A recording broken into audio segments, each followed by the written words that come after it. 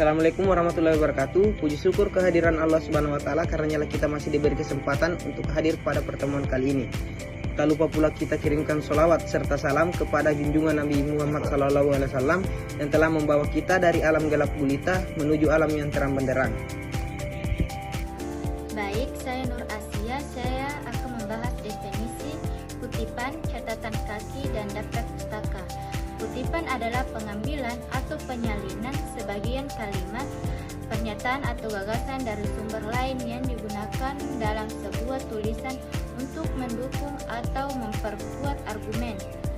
Kutipan biasanya diambil dari buku, artikel, atau karya lainnya yang relevan dan harus dicantumkan dengan benar agar memberikan pengakuan yang sah kepada penulis asli. Kedua itu catatan kaki dapat berupa sumber rujukan, komentar tambahan, definisi istilah, atau informasi lain yang relevan dengan teks yang dibahas.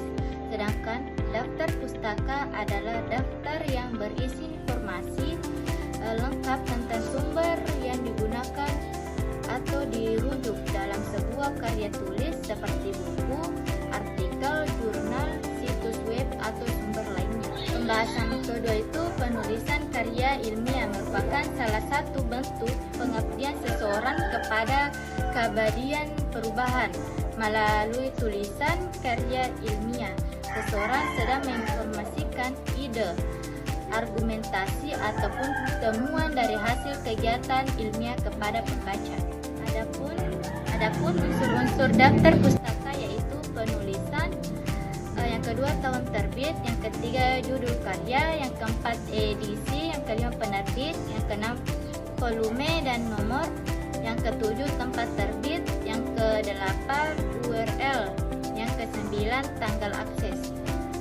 Sekian dari penjelasan saya alihkan dari presentator kedua. Assalamualaikum warahmatullahi wabarakatuh.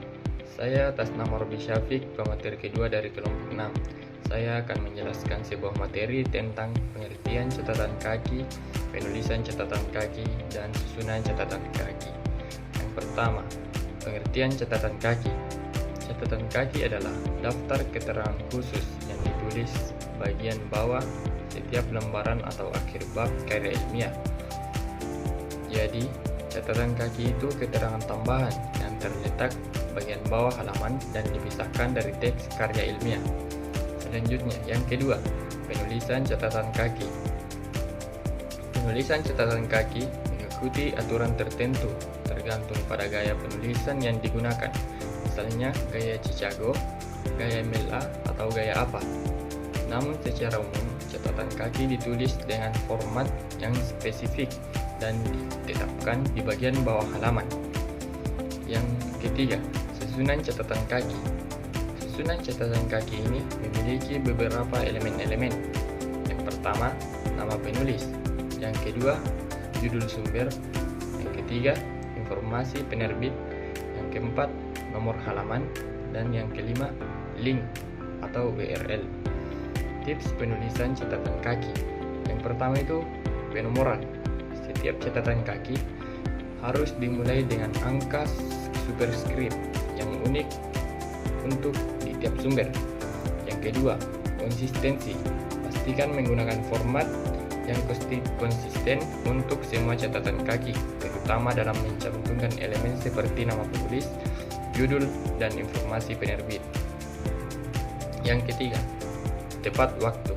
Jangan menaruh catatan kaki untuk sumber yang tidak benar-benar Anda kutip. Yang keempat, jangan terlalu banyak.